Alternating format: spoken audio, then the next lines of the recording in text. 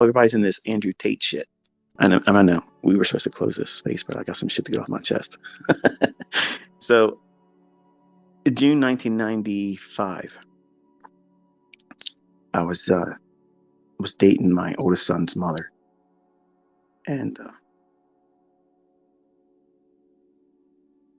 I had already found out that she was a married woman. She was pregnant, due to give birth in October, and she threatened that she was going to raise the kid, which I didn't know if it was a boy or girl yet, um, with her husband at the time. And then he would call me out and threaten me, saying that he was going to let the child hurt itself and he wasn't going to do anything about it. And you can only take so much of that kind of shit before you start doing things that you normally wouldn't do. And to make this woman feel like she had a chance with me, so that way I could see him born and my name on the birth certificate, which would make custody issues a lot easier for me. I asked her, I said, what would you like to do? Because she didn't believe that I wanted to be with her, which I didn't. So she goes, let's go to Hawaii. Because you got all this money, let's go to Hawaii. I said, okay. So I said, try to find a flight and a hotel and we'll go. And I meant it.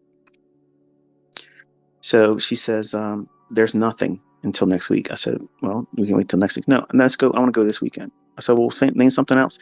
So let's go to Bermuda. All right, find something in Bermuda.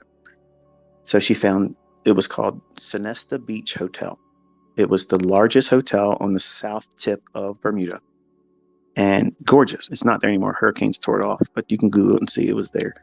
But it had 3 5-star restaurants in it, and just amazing. But we flew out there, and the whole time I was there, the majority of the time that we were on that island, I was in the room. We went out to eat. I didn't want to be with her in public. I didn't want to do anything with her. We took one scooter ride. I felt my son kicking me in the back. But apart from that, it was miserable. And what was I doing? I was spending money on something that was not wholesome. It was just to let her believe that I wanted to be with her. And her husband, back then we had pagers. We didn't have like the ease of everything we have right now. Like I'm talking to you on this cell phone, and you're listening to me everywhere in the world. That whole business of communication wasn't available to us yet. So we did everything through pagers, and we would send messages through the numbers. So because he was always constantly sending me voicemails in the evening time saying, what he was going to do and how he's going to take me to the bank and he was going to do this and do that, which I understand. He's mad.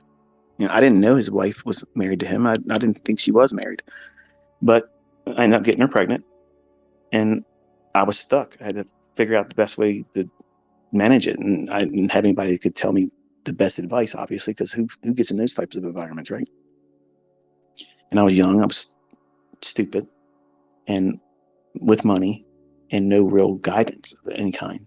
And here we are, we're in Bermuda, and I had to just let this motherfucker know. I said, we're in Bermuda, motherfucker. And I typed it out in the code of, when you look at an old push button phone, one is ABC, 2, so on. It's 3 letters each button or whatever. And you would have to sit down and write the numbers out and then figure out. That's how we did the shit. you young folks are like, what the hell? You older folks know exactly what I'm talking about. You're laughing like, yeah, we used to do that shit. But I wanted him to know that I did that. I flew his wife to Bermuda, and she lied and said she was doing something with her girlfriends on a pool league in Vegas.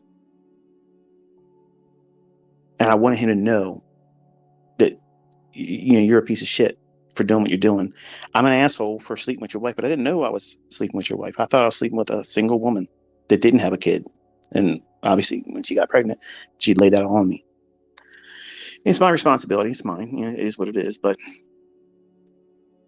when you have money and you do things like that, or if you get caught up in situations like that, and young men, listen to me, you think having lots of money, you're going to run around and be promiscuous. A lot of women, different women all the time. Everybody's in this Andrew Tate shit. What a piece of shit that guy is. Okay. I don't want to hear anything about that fucking guy. He's not a top G. He's a piece of shit. Okay. It is what it is. His views on women, stupid. And bottom line is this. If you think that that's what looks sexy or handsome or put together for a woman, nobody's thinking that guy's put together.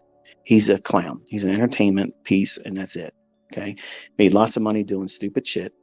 And, whatever. That's one thing. He's young. And I guarantee if he lives long enough, he'll come out and say, I did dumb shit. I should have done.